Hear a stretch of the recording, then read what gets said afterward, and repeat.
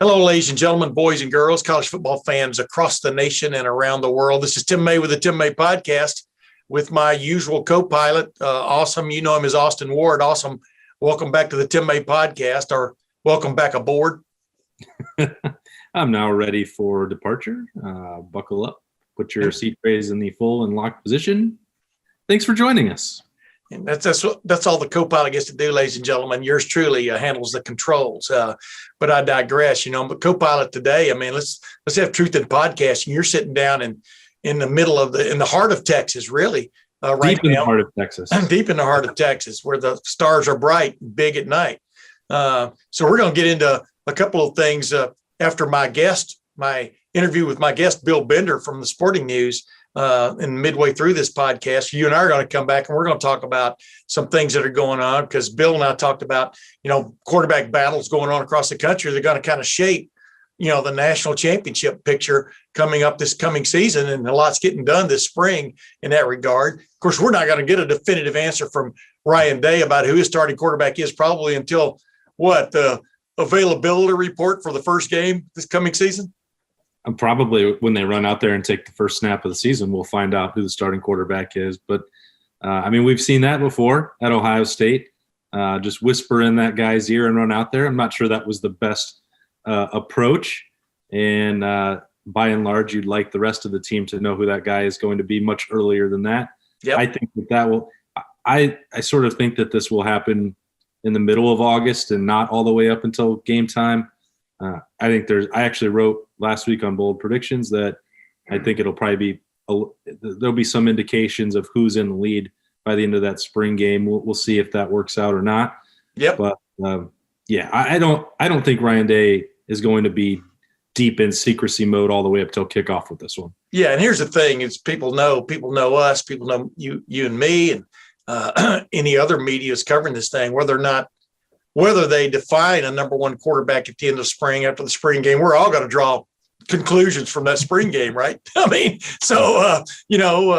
you want just the wrong message floating out there for 4 months, don't define it. It's the way I look at it, right? Well, that's true at every position. But quarterback, this, man. Quarterback's different. I know. And again, that goes back to letting that person become the leader, letting them, correct. If they all three do slightly different things, the way that you're structuring the offense to maximize their strength. We talked to Kevin Wilson about that late last week. If you're going to win a national championship, the sooner that you can actually establish that continuity, that chemistry, whatever, buzzword you want to use for that, that's the position that will determine it.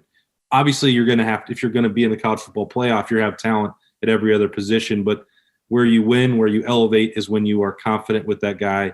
At quarterback, the days of being able to roll out a game manager and win 2 games in the postseason, I think those are gone.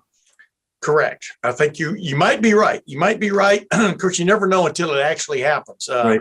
But we're going to come back. We're going to talk about, after my conversation with Bill Bender, we're going to come back. We're talking about that. We're going to barely touch on basketball just a little bit, because I think you and I both have some thoughts coming out of the weekend that was for the weekend that they'd rather not remember, that was for the Ohio State basketball team.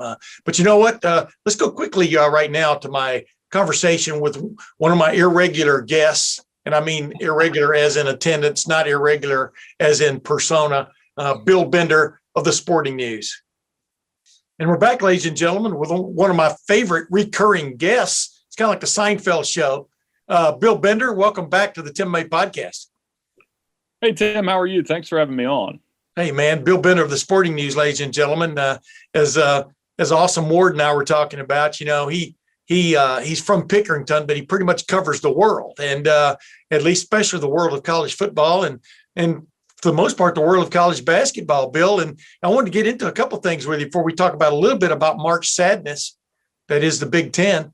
But bottom line is, what are you feeling? What are you hearing about Ohio State that's piqued your interest this spring? And we're going to get into a couple other things you're hearing around the country, just about quarterback battles going on that are going to kind of shape, I think, the national championship race again 2021. But what's just piquing your interest about what you're picking up from reporters like Austin Ward and myself and others who cover Ohio State that's kind of you're curious about?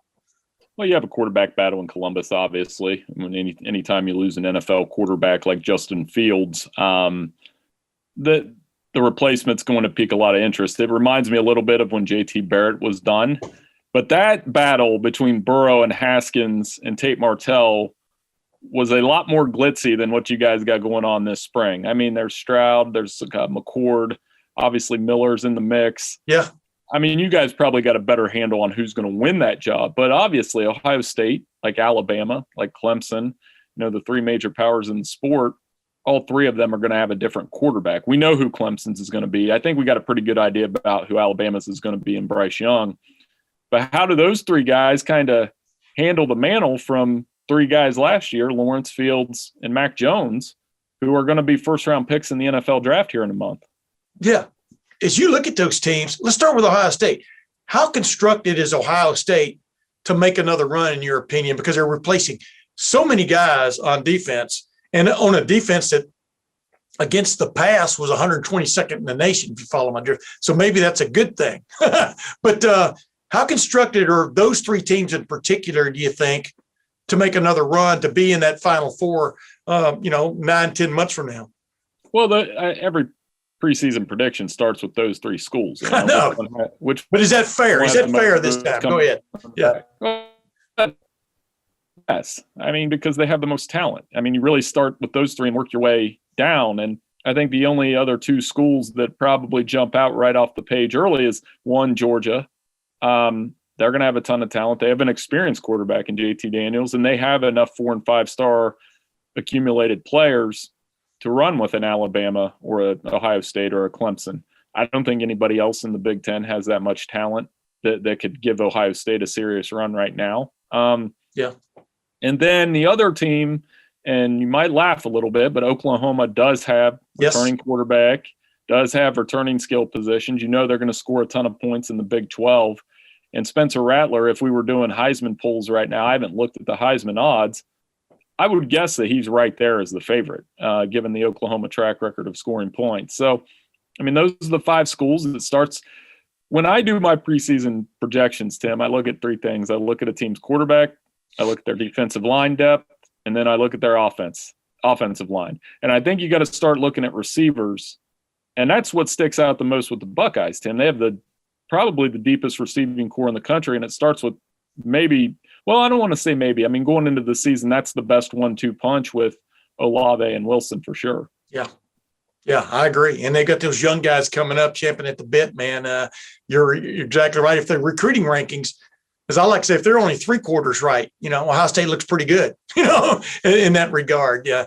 With the 4- and 5-stars they've signed over the last several years, just like Alabama, just like Clemson. Hey, what is as you're watching the spring throughout the country, and some guys are even wrapping up spring drills as we speak, or have already wrapped them up. But what's a team you've definitely got your eye? Is it Texas? I mean, can Sarkisian change things that quickly in Texas to take them from like middle of the road, average to really good, in a nutshell? I mean, he was actually doing a pretty good job at USC until his problems surfaced.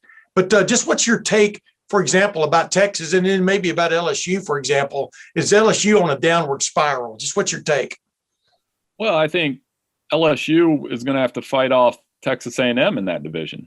Texas A&M made serious progress last year. Jimbo's done a good job recruiting 4- and 5-star talent, and that started to show up in the second half of last year. I mean, they lost to Alabama handily, but they were still in the playoff discussion in the last week of the season. Yep. And that kind of ties into the Texas answer. Is Texas, can Sarkisian recruit well? I mean, Ohio State, Alabama, LSU, Oklahoma have all rated that state over the past 5 to 7 years for top-rate talent. I mean, how many Buckeyes, Tim? You know them all. I mean, off the top of my head, it's J.K., Barron.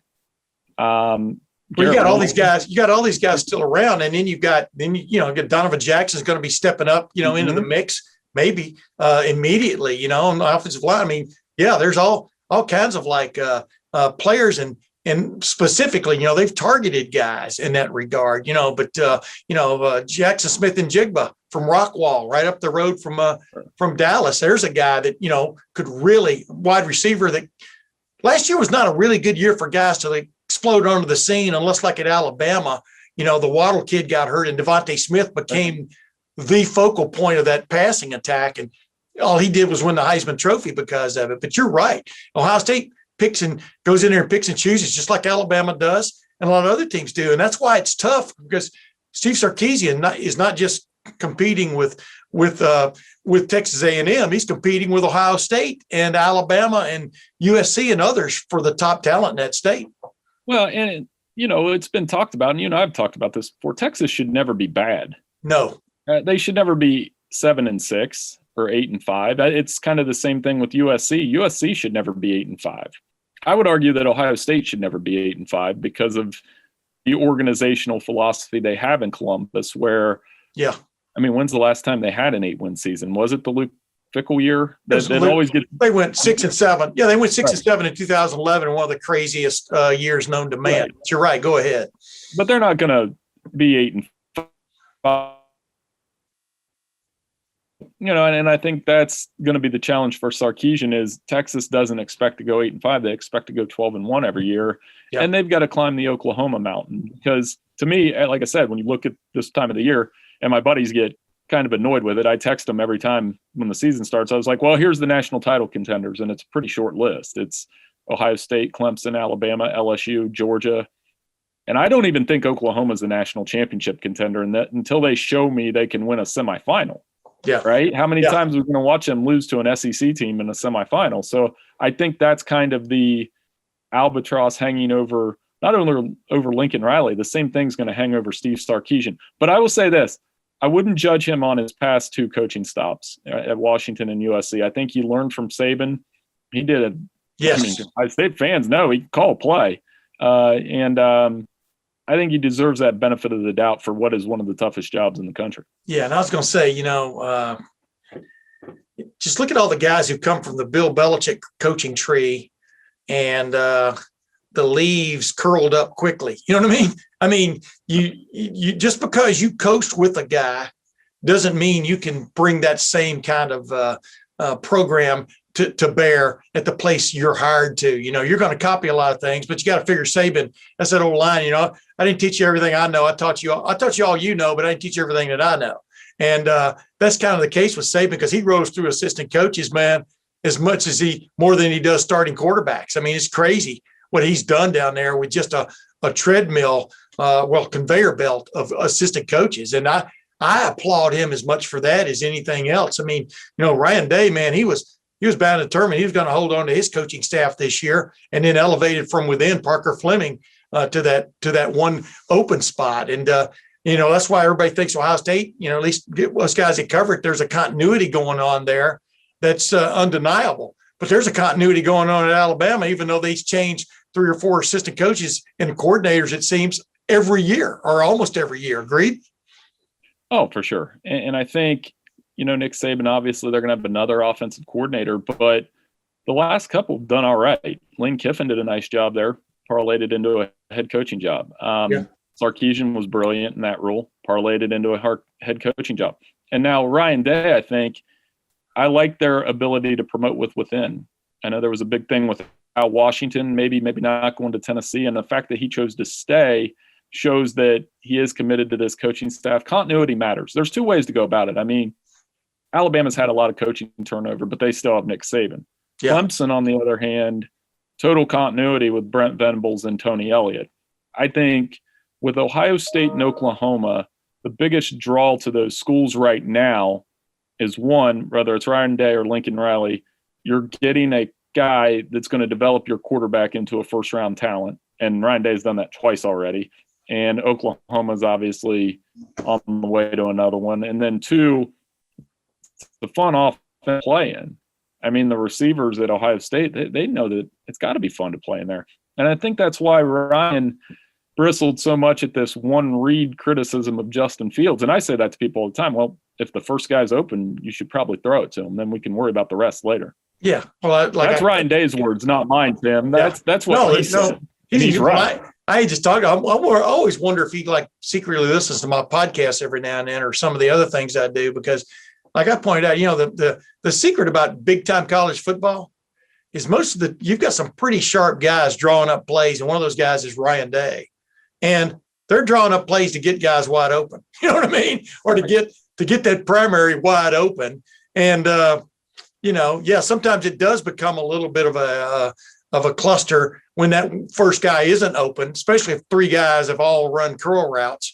But my point is, that's the difference between college football and pro football. You do go through progressions in pro football, and it's been rare that a guy has ever just moved into pro football and been able to read top to bottom or whatever progression you want him to go on very, very well right out of the gate, with all this other stuff that's going around from calling blitz control, blitz pickups and things like that at the line of scrimmage. Whoever picks that, name me 5 guys who've ever picked that up just like that, who weren't maybe scramblers, you know what I mean? And they covered up, like Patrick Mahomes has gotten to cover up for a lot of maybe early shortcomings by the ability to get out of the pocket and make things happen on his own. And I'm talking about still throwing the ball down the field. Russell Wilson was a great example of that. He went to Seattle. So yeah, I didn't mean to get off on that tangent, but no, you're good. I just love how people do because you don't know whether you've picked the right guy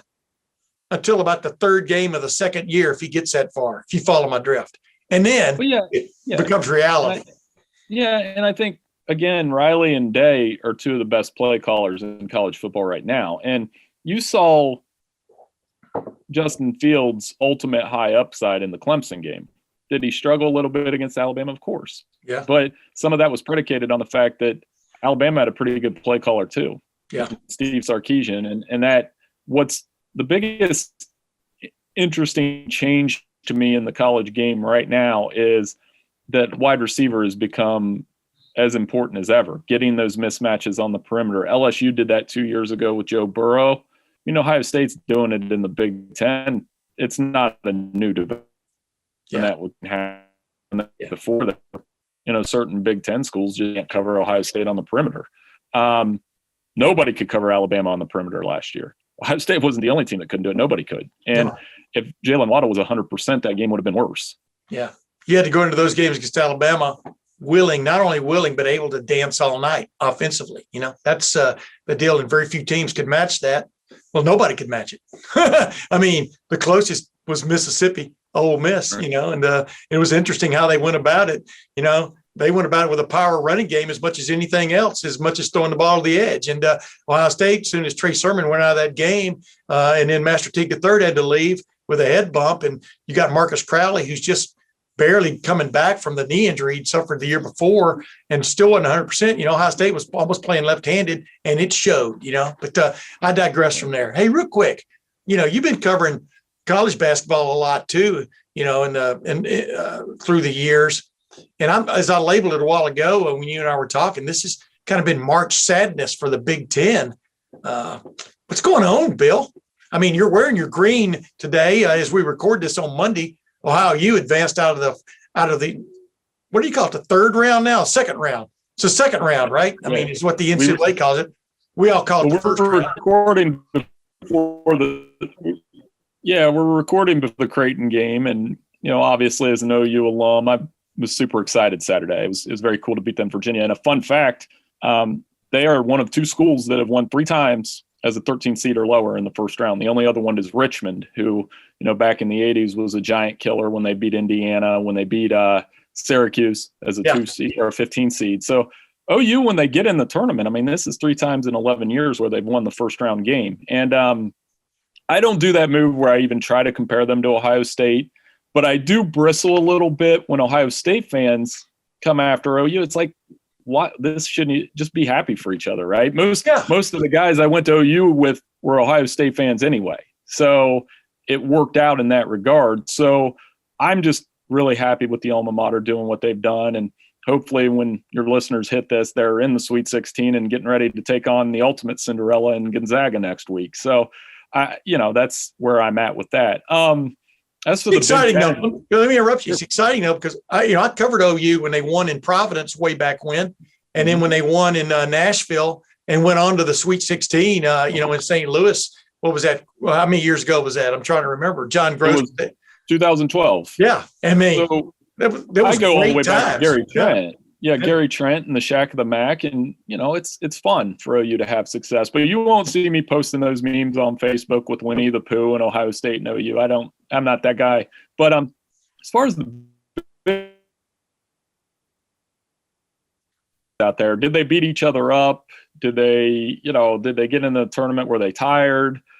My personal opinion, and I'll use Ohio State as an example. I think Ohio State had the wrong game plan against Oral Roberts. It looked like they were trying to play to 65, and Oral Roberts got a ton of shots up. In my opinion, you go out and knock them out. And it's different styles. And as my colleague Mike DeCourcy has said, this tournament has shown that sometimes it's better to be different than good. And here's a couple examples. Syracuse. That zone defense, it's different. How many times have we seen Jim Boeheim do this, where they're not a very good team, so to speak, in the regular season, but they make this run in the tournament? Oral Roberts goes to the Sweet 16. They've got a good big man, by the way. Played well against the Buckeyes. Yes. And Loyola took it to Illinois. That's probably the most surprising to me, because I get, it's exciting to see Sister Jean in the tournament. I'll never say anything bad about that. It's a really cool story. Very surprised at how they just handled Illinois. At the time of this podcast, we don't know where Iowa is. Michigan has a tough matchup against LSU. It's been an interesting year for the Big Ten in terms of, it was the best conference in the regular season, but sometimes, especially this year, it might not show up in the tournament. Yeah, I agree. But I mean, I'm just bristle every year when a league gets more than 5 or 6 teams in, like the Big Ten did this year with 9. The MAC gets 1. I mean, give me a break. Just give me a break. Give a few other people a shot. I mean, for one thing, 9 aren't even going to make the 8. You know what I mean? The final 8. So my point is, give some other people a shot. There's no conference that's that deep, and I think the Big Ten just proved that, in my opinion. And like you just said, in tournament situations, you can have a veteran team coming out like Oral Roberts, a pretty veteran team with a big-time player who can hit from anywhere in the gym, but then you augment that with another guy that scores, 25 or 30. That's the guy they didn't stop. And Purdue was even worse, Tim. Yeah, Purdue you're right. You're right. North Texas had a pretty simple game plan, right? They were going to double the big man for Purdue, a pretty good one, right? Yeah. And they couldn't respond. They were sleepwalking to a game. And I was, again, texting my buddies of this endless thread, and I'm saying, why are they acting like this is a game against Minnesota in January? They're grinding out a win. When you're the better team, you got to take it to them. Rutgers was a good story. I was glad they got in the tournament, but they didn't play well either yesterday. So the Big Ten bashing, I do think, is a little bit convenient, though, because the Big 12's having just as many struggles in this tournament. I mean, Texas lost, West Virginia lost. They've had some other teams that you're like, well, where are they at? But I just think the Big Ten, for outsiders, whether it's bowl season or the NCAA tournament, people do like to bash the Big Ten a little bit. Yeah, it's pretty funny. Illinois loses to upstate Loyola, and Texas loses to outstate out there in the West Texas, Abilene Christian. I mean, I'm telling you, those pills did not go down well, man, among that fandom. Hey, last thing before I go, I had Paul Feinbaum on here a few weeks ago, and I want to ask you this question, back to football. And you can take a second or two, just kind of a little bit on left field. Is there a program you've got your eye on right now that no one else is really talking much about or paying much attention to, that you think could make a rise this year? And, just give me somebody, because we all know the big 3 are positioned, maybe the big 4, because Oklahoma really righted itself last year after the year got going, and was a better team, definitely, than it was at the beginning of the year. But that was a non-referendum year last year, in my opinion, on anything. It was just, can you get to Saturday and play a game, But is there a team out there, a program that you got your eye on, like a Florida or somebody? Because Florida left everybody with a sour taste in their mouth, in my opinion, at least as far as I was concerned. But is there anybody you got your eye on right now that could make a rise that people aren't paying attention to? Enough attention to. I think the most interesting program, they've already kind of made a rise, most interesting program to me in 2021 is Iowa State with Matt Campbell. And you look for that kind of team that could they be a party crasher? Could they win the Big 12? Matt Campbell alone, here's a guy that we all know he's an Ohio guy. So I pay attention to those guys a little more. He was, when Urban Meyer retired, before it was done so quickly, a lot of people would have said, well, Matt Campbell fits for Ohio State. That was a thing. He's done a fantastic job at Iowa State, one of the most unlikely places where you could build something like he has. One thing that always catches my attention too is look at the guys they had come back: quarterback, tight end, running back, all NFL players. Yeah. They have NFL skill guys all over that offense. And they had a defensive player in the Big 12 player of the year comes back. So the culture's there. And I think he's a big part of that. And they're a team that's beat Oklahoma twice and beat Texas twice and could make that run. They make the run to the Big 12 championship game. They lose last year. But is there something there where he could push them over the top? If I was in Vegas and I was just betting on one of those, I don't even know what their odds are, one of those wild, put a few bucks down and see what happens, they would probably be that team, because I don't see anybody in the Big Ten beating Ohio State. I don't know that the Pac-12 can produce a playoff team other than Oregon. I'm not going to pick anybody else but Alabama or Georgia to win the SEC. And maybe North Carolina in the ACC, because they have a quarterback, and Mac, they just signed Mac to an extension. They'd be the other one. Yeah. But do they have enough week-to-week consistency to win a division championship and take a legitimate swing at Clemson? That's the big thing there. Yeah. Ladies and gentlemen, Bill Bender, Sporting News, one of my good friends. We're good friends, aren't we, Bill? Yeah. Well, no, I said this is, I think, the third or fourth time on here, and I was joking before I came on. Last time I was on here, one of my friends said my hair was a mess, and I spilled a water all over my computer, so I was scrambling around. Hopefully I was more focused, and I got some hair I'm going to have to I got some hair care products for men now. It's called Monate, and my friend Julie can set your listeners up. And so, yeah, you got me switching shampoos and watching where I put my drinks now, and always an enjoyable thing. Hopefully my hair looks a little bit better now. I'm just glad I still have some. Yeah, they say the TV camera adds 5 pounds or 10 pounds to your weight and really messes with your hair. So, you did a good job today prepping. And I always appreciate it, Bill, no matter what you look like, for the people listening to us without the television screen, the YouTube aspect of it. I mean, I think they probably think you're a handsome dude. What do you think? I don't know. I'm just hoping to, I got a face for radio and writing, that's for sure. But, I always enjoy coming on here with you, and hopefully we can get on into it in the summer, have a more normal Big Ten season. And I think we will. I mean, you can check out what we have at Sporting News. I've obviously been doing more on the college basketball side for the past month, but can't wait to jump into some football here soon. Yeah, awesome war die, man. We marvel at the fact, you're covering a college football game on a Saturday and a pro football game on Sunday and stuff. You're a Swiss Army knife when it comes to the Sporting News, but we appreciate you bringing the sharp edge to the Tim May podcast again. Do you like that analogy there? It's a pretty good one.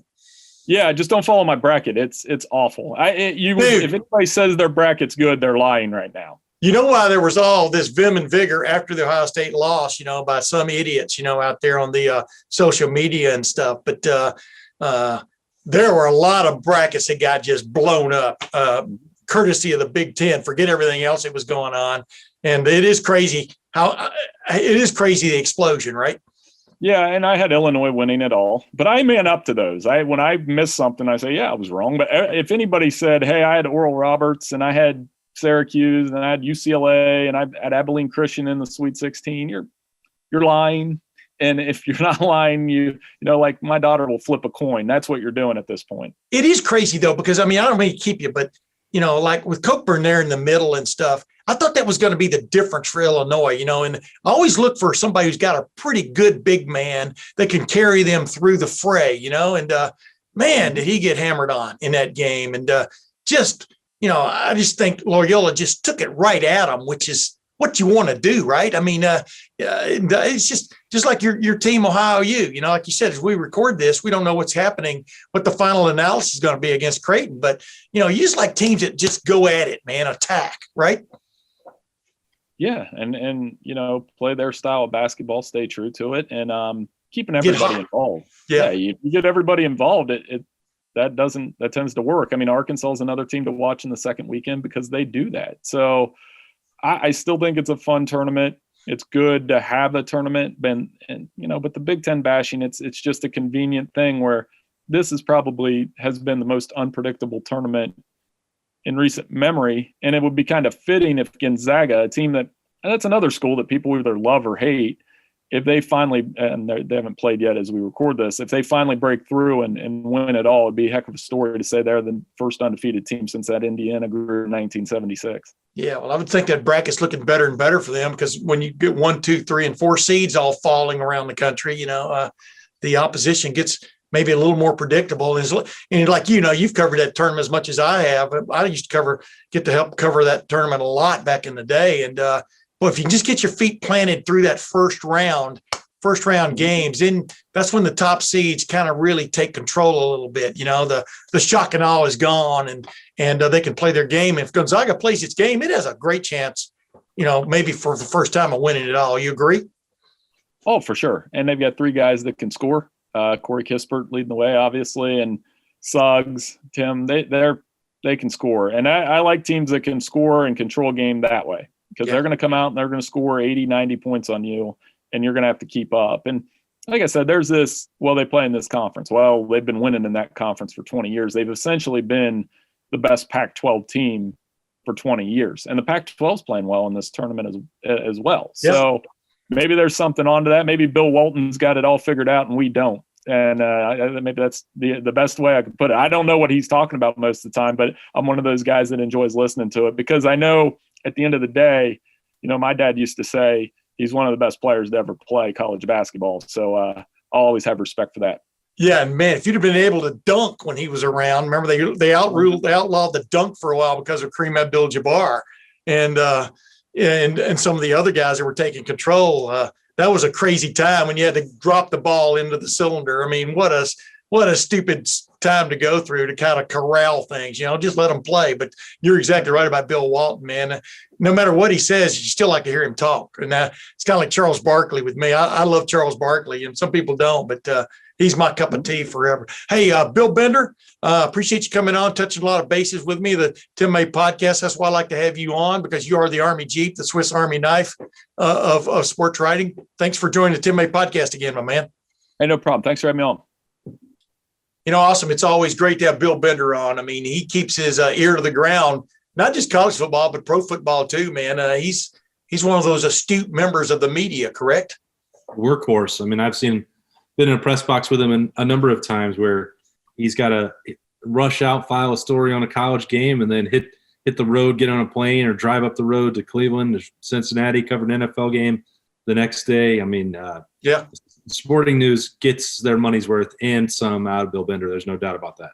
Yeah, there was a guy named John Spencer, a longtime media guy in Central Ohio, Mansfield area. He used to marvel at me, though, because I'd be sitting in the press box writing a story about IndyCar racing or something, before an Ohio State football game would start, and vice versa. I'd be sitting at an IndyCar race writing a story about Ohio State football. I mean, you know that as well as anybody, man. You did those multiple beats back in the day until you kind of morphed into this, what I think is a great role as basically the premier reporter covering Ohio State football. I'm just lucky to carry your clubs every now and then. I appreciate you letting me do that. Some of the other beats that I had to moonlight on throughout this career, they're not quite at the IndyCar level.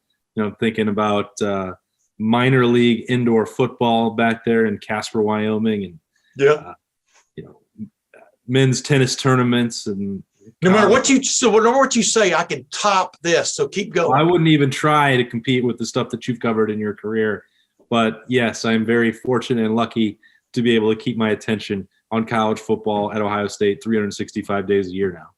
How about this? I covered the Putt-Putt National Championship over in West Columbus 2 years in a row. They actually used to have that thing. It was pretty cool. I've long dreamed about being a professional putt-putt competitor.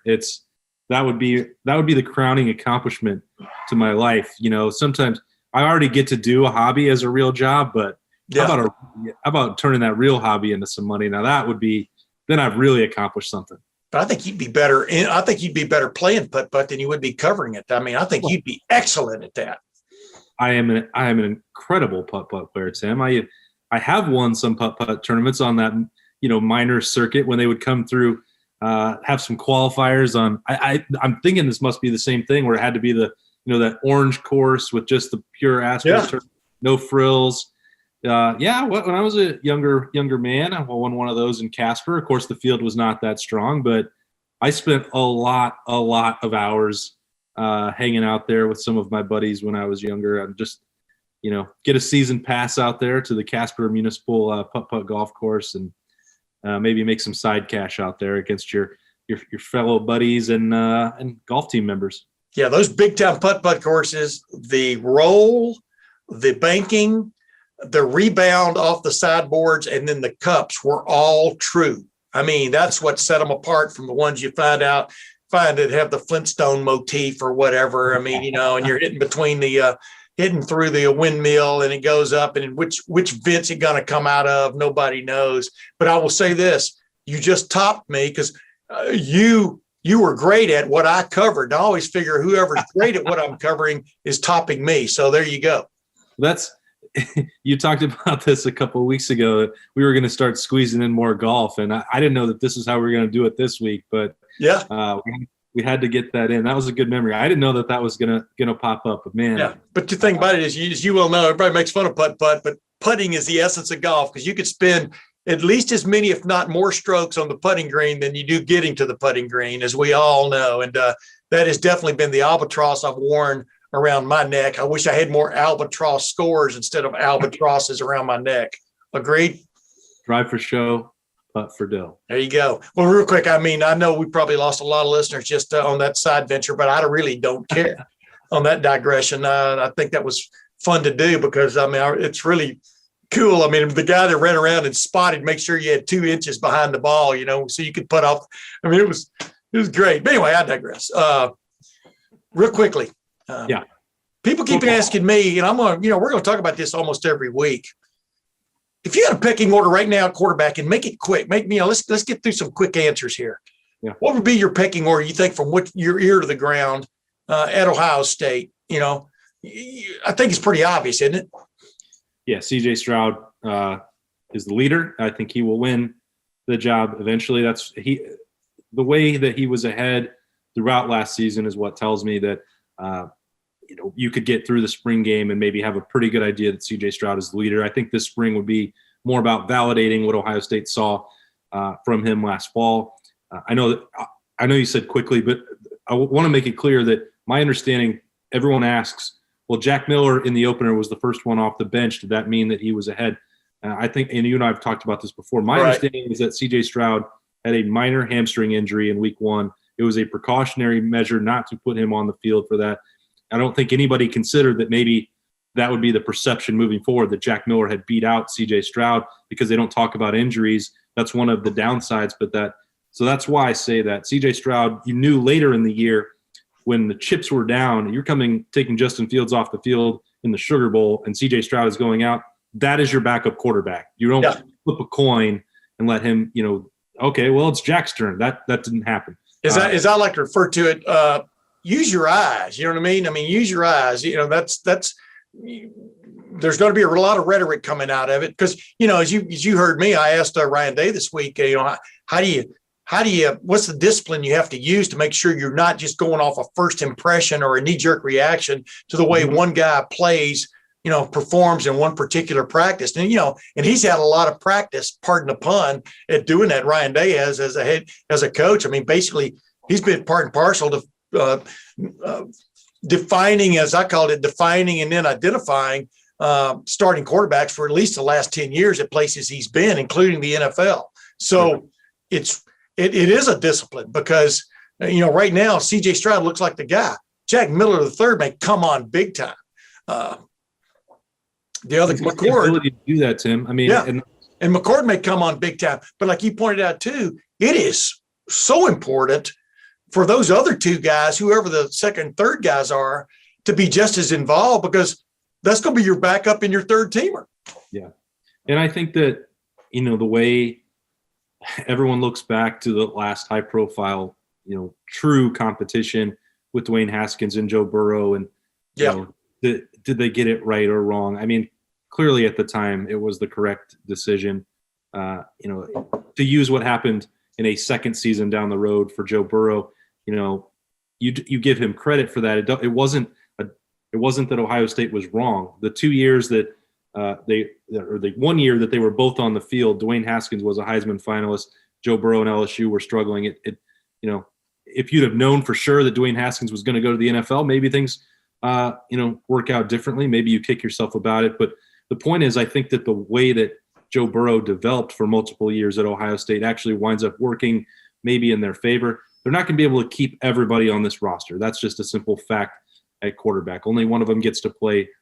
Ryan Day, I don't believe, has any inclination whatsoever to play two. Yeah.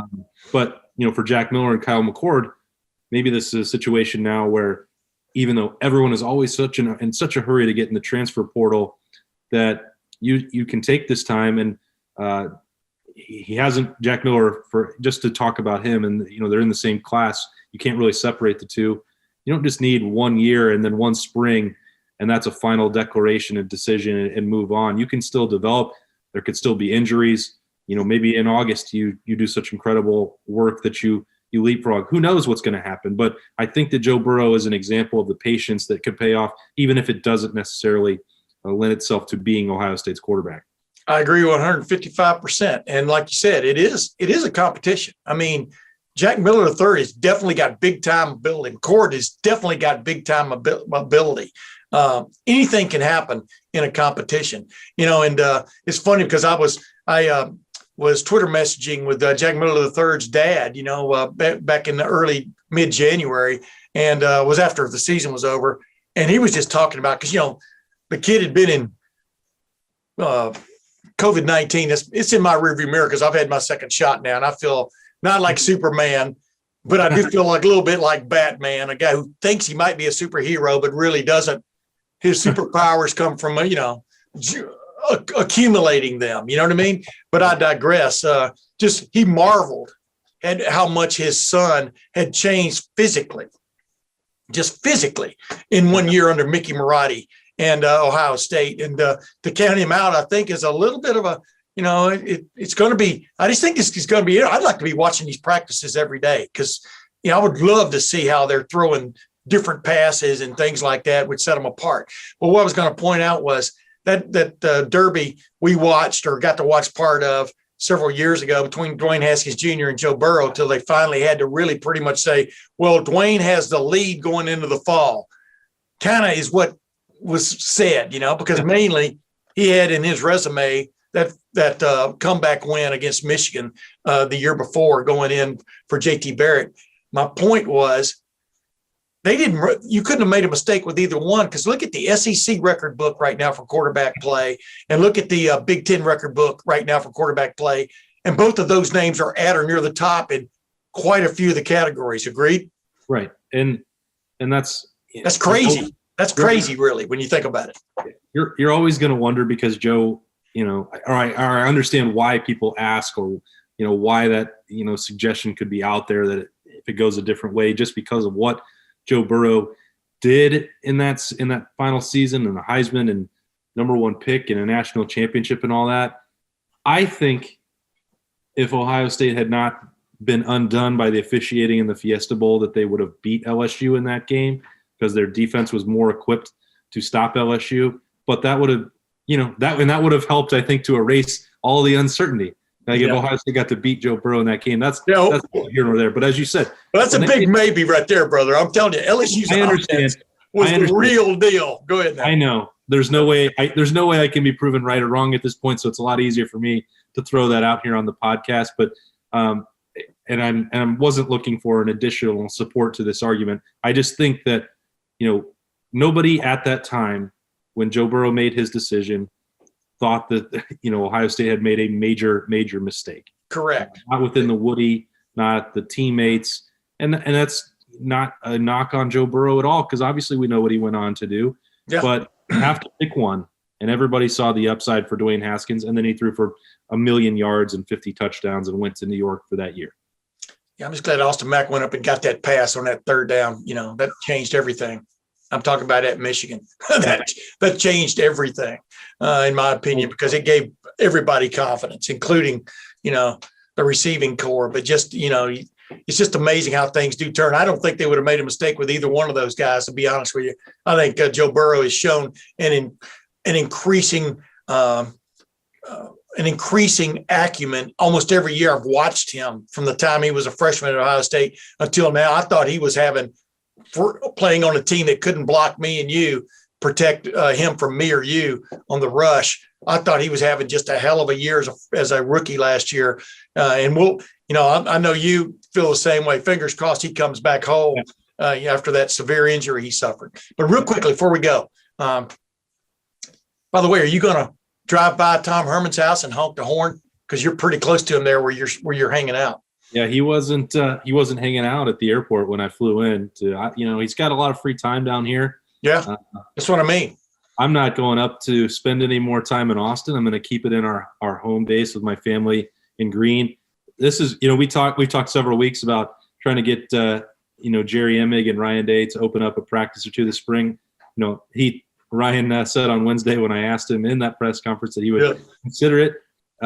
One of the benefits, though, as we still are trying to work back towards that full normalcy, is the chance to work double remotely. So came down to Greene, which is in between Austin and San Antonio, outside New Braunfels, to go to a concert with Allie for our 10th wedding anniversary, and bring Liberty down here to see her grandparents, my parents that live down here. And it's great. I'm glad that Monday's practice, Wednesday's practice this week were not one of those ones that could be potentially opened, because we can Zoom from anywhere. So that's been one benefit now that some travel is allowed, and getting vaccinated and everything else, that there's some opportunity to do stuff like this where normally we wouldn't, when you're talking about the careers that we've had and what spring football is normally like for us. The perimeter of a football field, I was just figuring this up as you were talking there, finishing your thought, is about 350 yards, the perimeter. Yeah. And let's say you had 40, 50 media members there. You could station them 15 yards apart. You know what I mean? There is no reason why we can't watch some football practice, except, and except is the key word there. And so maybe we'll get to that. I'm talking about social distancing. I'm talking about, you cattle stay in this corral over here. They always put us in our little corral area. And so, yeah, I'm hoping we get to see some practice, because it's kind of getting to that time now where you kind of stretch your arms, flap your wings a little bit, open things up a little bit more, and let us see a lot of things that are going on. Because you and I both know the quarterback battle, I think they're going to end up with a quality dude there, man. Yeah. But as you've harped on a million times, it's 1,000,001, finding those starters in the defensive secondary, finding guys who can perform, take care of their responsibility. No, don't let, speaking of corrals, don't let the runaways out the gate, et cetera. That's as key as anything else is in this football team this spring, correct? Yeah. And even through a couple of days of just talking to Ohio State, we know, some of the challenges that they will face. We already, addressed last week on Rapid Reaction that Court Williams and Cameron Brown, that they'll remain limited throughout camp. So those are two key pieces. That also then opens up an opportunity for Legend Cavazos or Ryan Watts, Lathan Ransom, who's doing some of that cover safety, some nickel work. Yeah. And also now, Monday, Ryan Day confirmed that, Harry Miller, we talked about him. This could be a huge spring for him, as he's, needed a full year to adjust to snapping and, making that transition to center. He'll be limited. I understand a labrum injury for him up front. So, Luke Whippler, maybe Matthew Jones, somebody's going to get those snaps and maybe an opportunity to take that job. I still think Harry Miller will be in the lead, as I said before, but these are the things that at least you walk in a building and see, all right, well, here's the injury guys, and here's where the opportunity lies. It's no problem whatsoever you want to have a spring camp, as we talked about last year. It can be overcome if you're a veteran guy. Harry Miller has that experience. Cameron Brown does as well. Yeah. They'll come back. But, injuries in spring, those are pretty common. But that just means another guy has a chance to either build depth or make it a more interesting competition by August. And that'll happen now, as you've touched on before, guard and center and the secondary.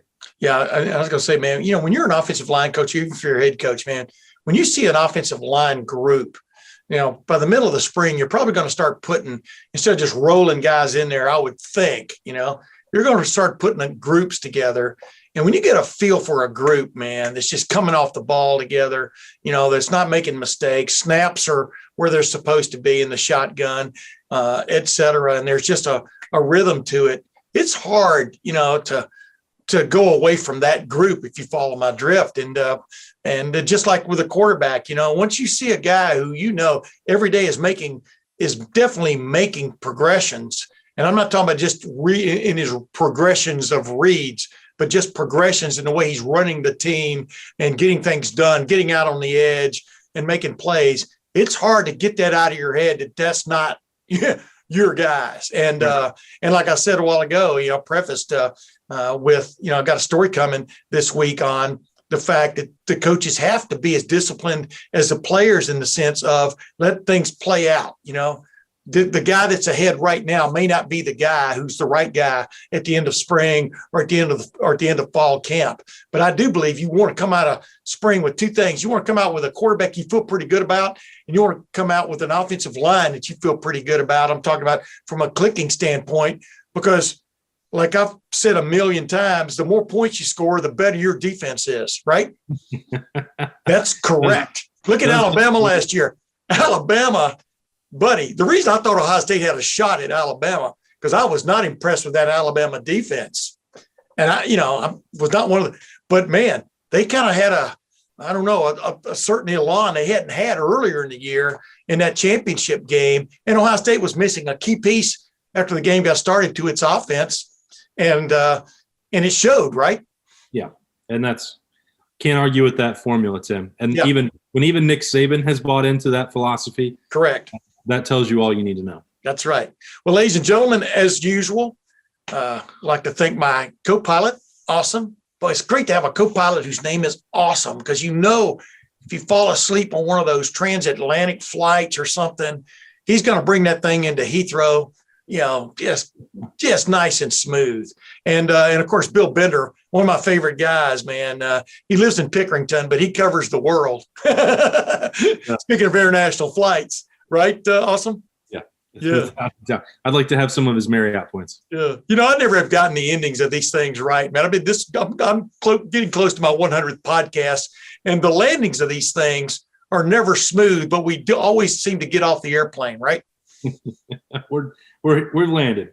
And by the way, just think Green, Texas, Gruene, right? That's it. Just think if Willie Nelson had written about that instead of Lukenbach. I'm back to Green, Texas with Waylon, Willie, and the boys. That would not have been a hit. Not quite the same. Yeah, but something had to replace Lukenbach, and I do believe it's Green, ladies and gentlemen. There it is. Until next week, this is Tim May for my co-pilot Awesome. You know him as Austin Ward. We'll see you then.